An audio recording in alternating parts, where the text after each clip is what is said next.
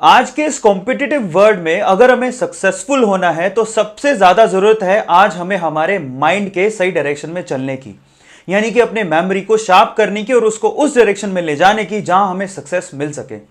So guys, आज के इस वीडियो में मैं आप लोगों को बताऊंगा कि माइंड को किस तरह से कंट्रोल किया जाए और उसको किस तरह से उस रास्ते पे लगाया जाए जहां हम चाहते हैं, और मेमोरी को शार्प किस तरह से किया जाए। मैं आप लोगों को 5 ऐसी टेक्निक बताऊंगा, 5 ऐसे रास्ते बताऊंगा जिसको फॉलो करके आप अपना ये काम बहुत ही आसान बना सकते हैं, जो कि ज्यादातर स्टूडेंट के लिए डिफिकल्ट होता है। एक्चुअल में मुझे बहुत सारे मैसेजेस, मेल्स मिलते हैं कि सर हम लोग स्टडी करते हैं। बहुत सारे स्टूडेंट ऐसे हैं जो मुझे मैसेज और मेल करते हैं कि सर हम स्टडी टेबल पे बैठते हैं, स्टडी करना चाहते हैं लेकिन फोकस नहीं कर पाते हैं, कॉन्सेंट्रेट नहीं कर पाते हैं।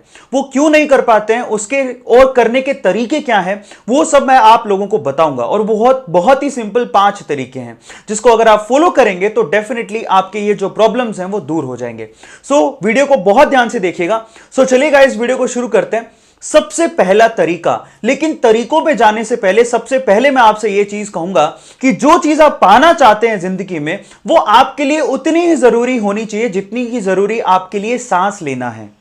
आपके लिए जितना जरूरी ब्रीदिंग करना है, अगर उतना ही जरूरी अगर आपका वो एम भी हुआ, if you want to be a doctor और you want to be an engineer, आपके लिए वो उतना ही जरूरी है जितना कि सांस लेना, तो आपको सक्सेसफुल होने से कोई नहीं रोक सकता। ये सक्सेसफुल होने का सबसे पहला मंत्र है। अब सवाल यह है कि अगर आपके पास इतनी शिद्दत के साथ कोई एम है तो उसको फॉलो करने के लिए आपको अपनी मेंटल और फिजिकल स्ट्रेंथ को बरकरार रखना पड़ेगा। सो आज के इस वीडियो में मेंटल स्ट्रेंथ को कैसे बढ़ाएं उसी के 5 उपाय मैं आप लोगों को बताने वाला हूं। सबसे पहले आपको क्या करना है, सबसे पहले आपको अपने माइंड में आने वाले 10,000 से 12,000 जो पर डे थॉट्स आते हैं उनको रिमूव करना है, अपने दिमाग को खाली करना है। और उसके लिए मैं आपको एक एक्सरसाइज बताता हूं। देखिए हमारे साथ सबसे बड़ी प्रॉब्लम क्या होती है, जब हम पर डे बैठते हैं, बुक आपके सामने है, आप फिजिकली वहां प्रेजेंट हो लेकिन मेंटली प्रेजेंट ही नहीं हो। बहुत सारे थॉट जो आपके दिमाग में घूमते रहते हैं वो आपको अड़चन पैदा कर रहे हैं पढ़ने में। तो उसके लिए क्या कीजिए, एक सिंपल रास्ता मैं आप लोगों को बताता हूं, एक सिंपल प्रैक्टिस है। अगर आप वो 7 दिन तक जारी रखते हैं तो आपको अपनी स्टडी में भी फायदा मिलेगा। आप पूरे 24 घंटे में आधा घंटा ऐसा निकालिए जिसमें आपको इन थॉट्स को रिमूव करना है और अपने दिमाग में थॉट्स को आने ही नहीं देना है। ठीक है, मतलब क्या है जरा समझिए।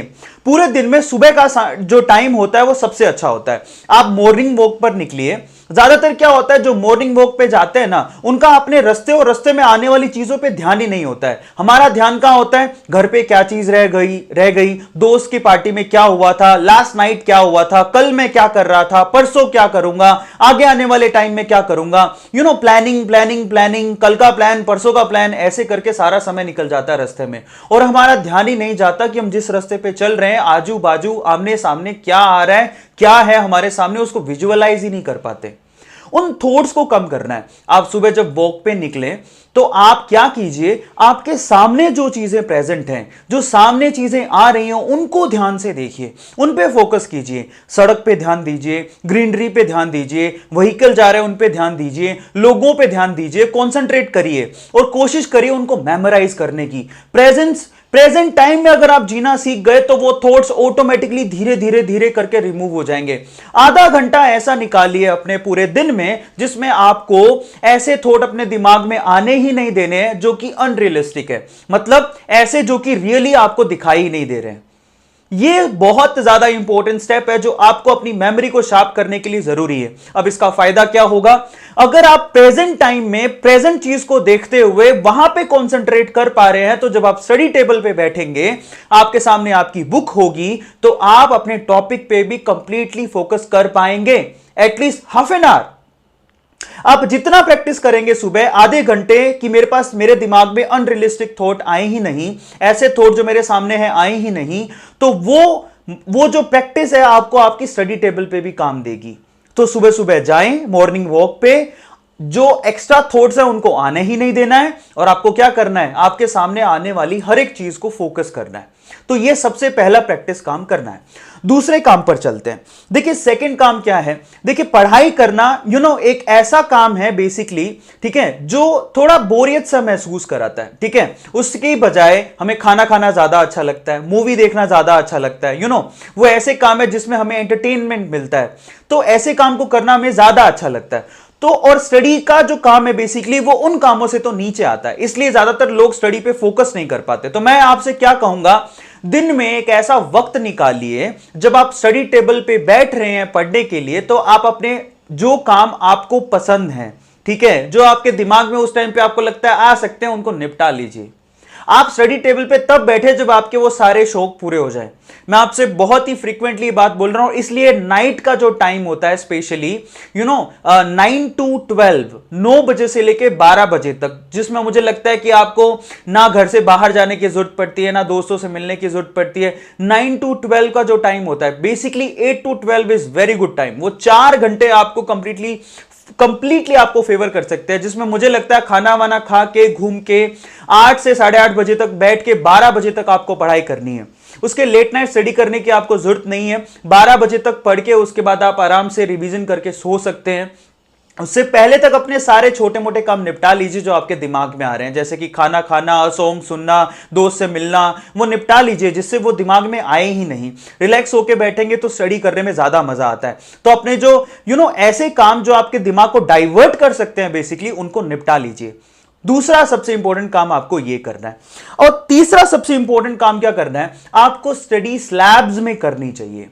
ये बहुत इंपॉर्टेंट है। कई लोग सोचते हैं ना, हम लोग क्या सोचते हैं ना, बहुत लंबी सोच लेते हैं और वो काम हो नहीं पाता है। मैं आपसे कहता हूं आप इतना ही सोचिए, मुझे आधा घंटा एक बार चेयर पे बैठना है, आधे घंटे के लिए मुझे कंप्लीट फोकस करना है, उससे ज्यादा दिमाग में लाइए ही मत। हाफ एन आवर जैसी खत्म हो, एक छोटा सा एक क्विक ब्रेक लीजिए, 5 मिनट का, किचन में जाइए, जो कुछ खाना है थोड़ा बहुत अपने मेरी ईटिंग हैबिट है, मैं खुद भी क्या करता हूँ, हाफ एन आवर की ब्रेक के अंदर मैं किचन जाता हूँ, थोड़ा बहुत जो मुझे अच्छा लगता है वो उठा के खा लेता हूँ, उसके बाद 5 मिनट के ब्रेक पे वापस आ जाता हूँ और बैठ के पढ़ाई करता हूं।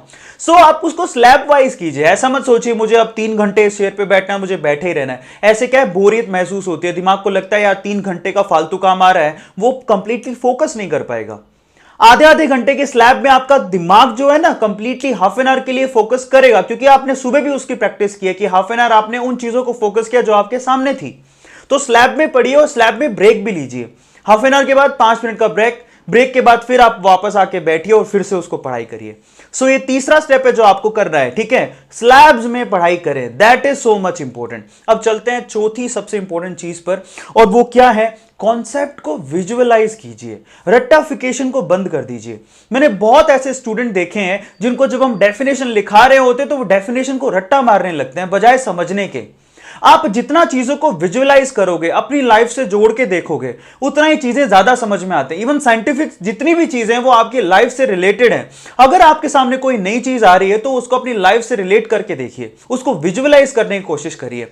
आपका माइंड विजुअलाइज चीजों पर ज्यादा काम करता है एज कंपेयर टू रट्टाफिकेशन।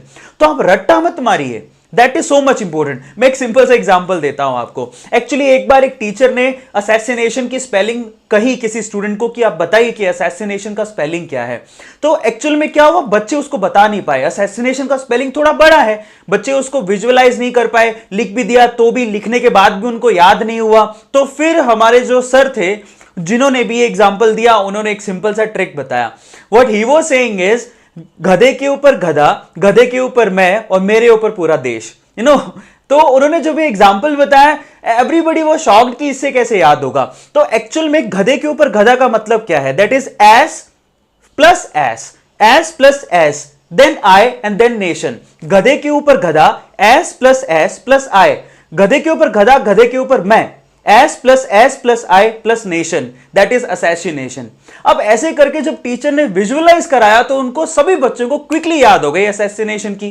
ठीक है, इसको माइंड मत कीजिएगा, बट समझिए कि विजुअलाइज करने के से हमें चीजें कितनी क्विकली याद होती हैं। अब आप खुद से प्रैक्टिस करके देखिए। जैसे मैंने आपसे कहा कि असैसिनेशन का स्पेलिंग क्या होगा, तो आपको एक बार थॉट प्रोसेस घुमाना पड़ा और आप उसमें गलतियां करोगे, ए और ई में गलतियां होती हैं। लेकिन मैंने जैसे आपको ट्रिक बताया, S plus I plus nation is called assassination, अब आप कभी जिंदगी में नहीं भूल पाएंगे असैसिनेशन की स्पेलिंग क्या है।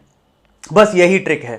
यहीं से आपका माइंड जो है ना वो बहुत तेजी से घूमता है, बहुत तेजी से आपको चीजों को रिमाइंड कराता है और याद कराता है।